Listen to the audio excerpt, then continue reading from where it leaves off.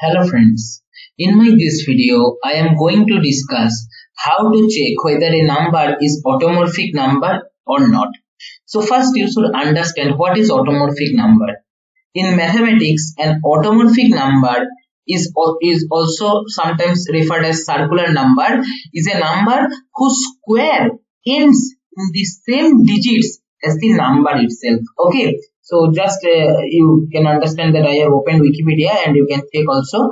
So see, just example you consider 5 square is 25. Okay, see at the end of the in 25 at the end, see 5 is appearing and 5 square is 25. Like these kind of numbers are called automorphic number. Like you consider 76 square. 76 square is 5776. At the end, 76 is appearing. Similarly, 6 square. 6 square is 36. At the end, 6 is appearing. That is the number which I am squaring, that will appear at the end of the square number. Okay, that is simply automorphic number is. So how to check whether a number is automorphic number or not in Matlab? That's what I am going to discuss in this video. So first let me open Word and let me show you first the algorithm. Then from the algorithm we will try to write the code. Okay, so see, obviously step 1 will be nothing but take the input from the user, right? Then step 2 is what? Square it. Obviously these two are must. Then square it. Now comes step 3. So what to do? Suppose you consider 25. So what is the algorithm? Just try to understand. We have to check that whether after squaring at the end the same number is appearing or not. Like 5 square is 25. So we have to check in the square number 25 whether 5 is appearing or not. Now you know the digit extraction concept in Matlab, right? So basically what is that? So basically if we apply the algorithm of digit extraction, we can make such matrix which will store this array 5 and then 2, right? Basically two numbers, or basically you can say all the digits of the number will be stored in an array, and the first number will be basically the first number in the array is basically the last digit of the number. Similarly, the second number of the array is the second last digit of the number. Like that is it goes. Like if you consider, just I am telling for the algorithm of digit extraction from number. Suppose you take 256, then the after applying the algorithm of digit extraction, you will get 6, then 5, then 2 in this array, like this. Okay. So anyway, so this is what that means. The last number, the last digit of the number will appear first in the array. That's how the program was done. Let me show you. If you want to check in the program, just have a quick recap of the digit extraction from a number concept. So input, then enter the number. Okay, then we have to put the value in some dummy variable m. Then while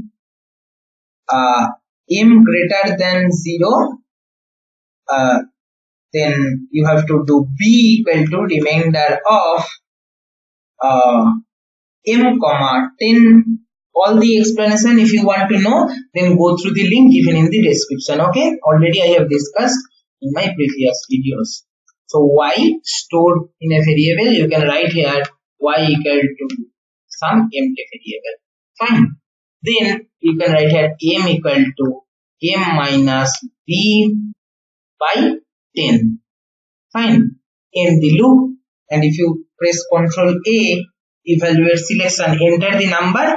Let me give 25 and see if you write capital Y. See in capital Y array or in capital Y matrix what is stored. See 5 and then 2 is stored. So the first element is basically 5. Next element is 2. Okay. So in the method of digit extraction, first the number will be stored is basically the last digit of the number. Okay, that's what very important point.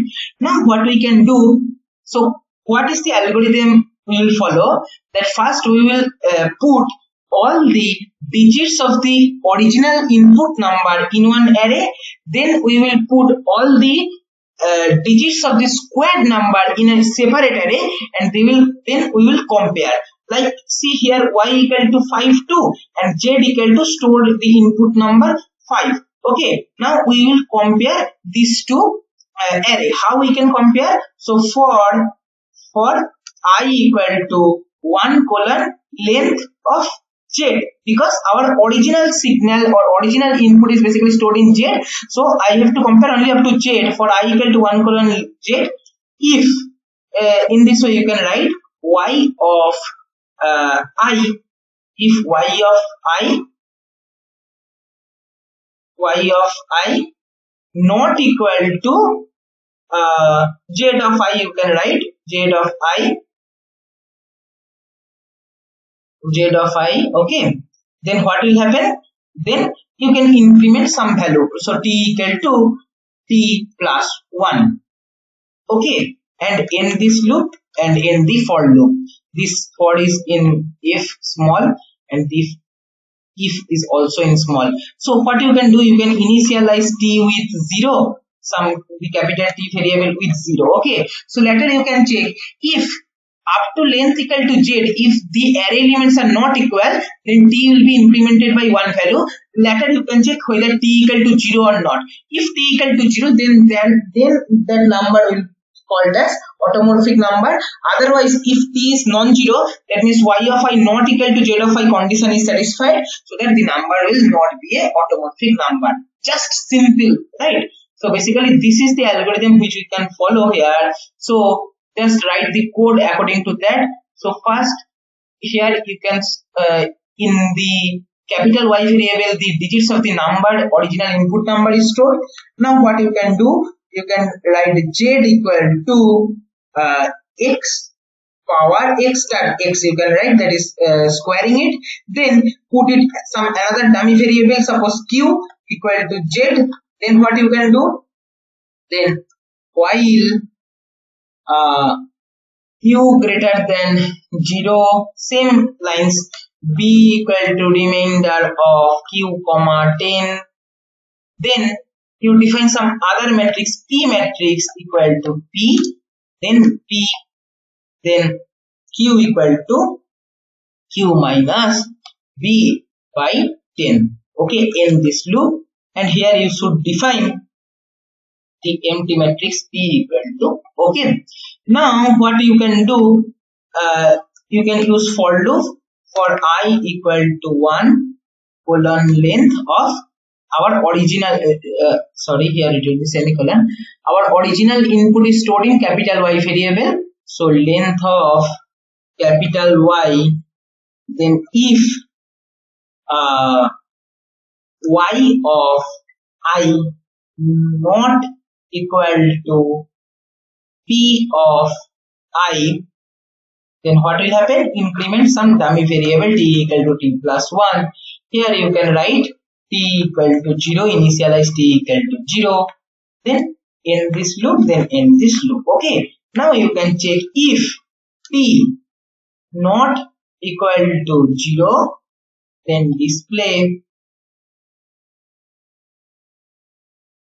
the number is not automorphic number, okay, because those are not same. Else display yes, the number is automorphic number, okay, in this loop. Let us check whether our code is working or not. So suppose enter the number, let me give 6. See, yes, the number is automorphic number. Control A, evaluate selection, let me give 5. Yes, the number is automorphic number, it is printing, right? Let us check for other case. Suppose let us put one non-automorphic number like 3. 3 square is 9. In 9, 3 is not present at the end. So see, the the number is not automorphic number. So our code is working. Now you may want to write a code which will print all the automorphic numbers up to a certain value. So what you can do for that, just try to think. Already in my previous video I have explained that here you can define some variable g equal to input, enter the number. Then what you can do, for I equal to 1 colon g, sorry, for x equal to 1 colon g, and here you can end this loop, extra for loop, and if t equal to 0, no need to give these lines. If t equal to 0, then what you can do, you can store in some other variable, suppose a, then this is t equal to 0, a should be defined here. So here you can define int a equal to null matrix. Sorry, no need to give int. In Java if you write you need to give data type, but in Matlab no need to give data type. So a, then what is the value? Basically value is basically x. Okay, so basically you can write here x. That's all. So let us check. Control a. First let me make comment with the bigger, then Control A, evaluate selection, enter the number. Suppose let me give the number as 1, 1, 2, 3, 4, 5, 6. It will take some time, but let us check whether our code is working or not. Okay.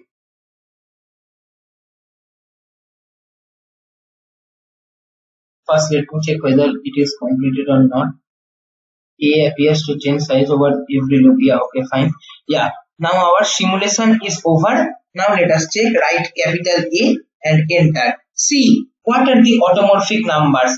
The automorphic numbers are basically 1, 5, 6, 25, 76, 376, 625, 9376, and so on. Okay, suppose you want to check whether this number is automorphic number or not. Just check. So open calculator, and let me show you. Suppose let me make it smaller.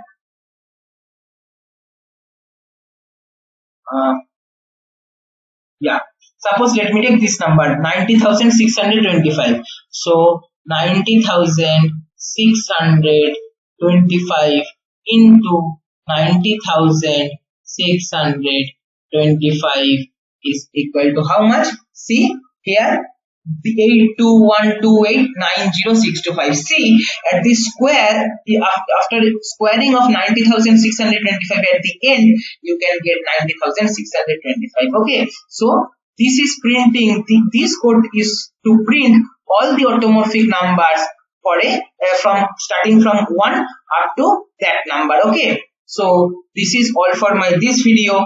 I hope you have understood the algorithm, because algorithm is most important. Code just syntax will vary and you can write this. If you understand the algorithm, you can write in Matlab or C or C++ or Java or Python, whatever.